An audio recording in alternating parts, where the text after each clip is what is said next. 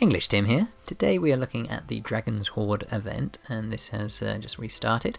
It's an interesting one that I'm actually now calling this as being as important event as the festival shop event, the monthly shop event, and the 50% off event, depending on how you know it, in one very key regard. Some of the items that you're going to get from the Dragons Hoard event, you can actually get way cheaper from the Dragons Hoard than you can from the festival shop. So when is it making sense to actually spend all of your resources to do well in the Dragons Hoard event rather than the festival shop event? Well, first of all, I'll just take you quickly through. You'll see that I've just recorded all of my spins for a long time.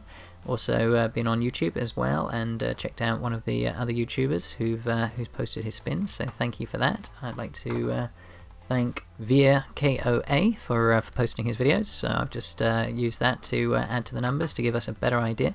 So I've now got 138 spins on the Dragons Hoard event, and you can see here the percentages I've been getting on each. So you can see this is for this one here, so this is the by far and away the most common spin that I've managed to get in my 138 spins, over 20%.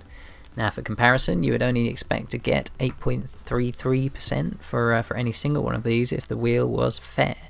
So I'm calling it, I don't think the wheel is fair. I think it is a loaded wheel, but it is not loaded just in the bad. There is some good too. So as I say, this is one of the top prizes on the right.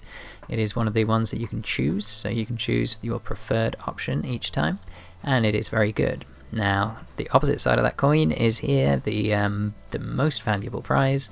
I've only got 1.45% of the time. So that's a terrible, terrible ratio. That's way, way less than you'd expect. So very likely that they're giving away a lot more of the chosen ones, but only in much smaller quantities. So they keep you interested, but they don't give you enough to make a huge deal. However, that doesn't change the fact that you still can get some good results from this. So if we look at the noble, let's have a look at the shop here. So that's for blood. Let's move across to the royal badges. Now this is the most important one for me. If you're at SH40 or above, then you do need royal badges, and they are pretty hard to come by. You get quite a lot at Excalibur, KVK, however you're still going to find yourself coming out short. So getting more of them, you'll find the festival shop event you have to spend a lot, so it costs you a lot of badges, a lot of credits in the festival shop event. So we're talking you get 0.05 royal badges for each credit you earn during the event, and that means I'm comparing now the festival event for the Philosopher's Stones, so spending Philosopher's Stones to get points. And if you compare spending Philosopher's Stones to get points on the Dragons Hoard event, you'll actually get 28% more royal badges from the Dragons Hoard event than you will do from the shop event. So if you're trying to get royal badges, actually if the Dragon Hoard event is on and you've got the choice to spend Philosopher's Stones, today is the day. Don't wait for the festival shop event, because in addition to the fact that you're going to get a lot more badges on average, please take in mind this is only an average, so you may spin well, you may spin badly, but on average over the number of spins I've done, I'm pretty sure that you're going to get more this way over the long run. And in addition, you do also get 5-minute speed-ups as well.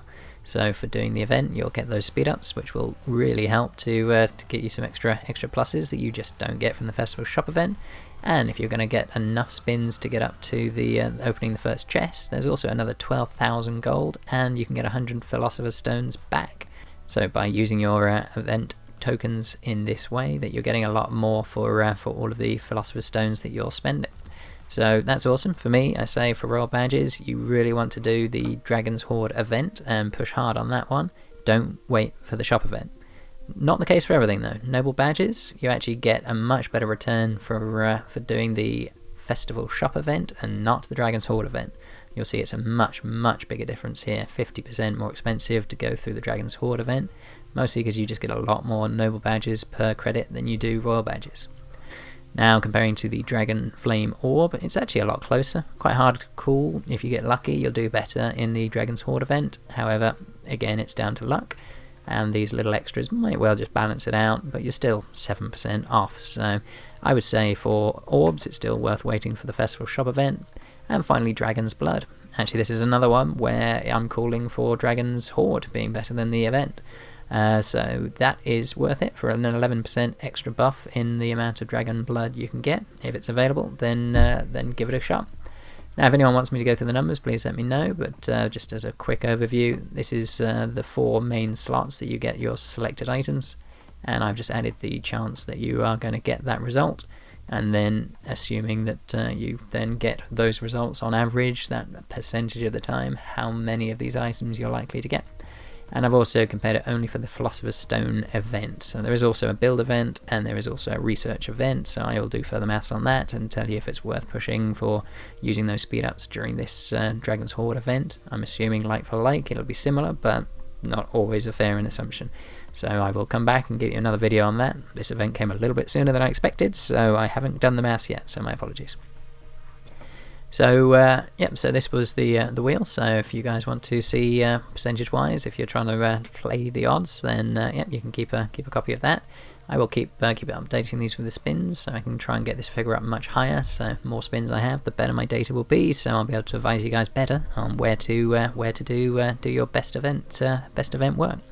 So, I am EnglishTim. If you are enjoying my content, click that subscribe button and click on the notification bell to receive updates about my future videos. Alright, thanks for watching.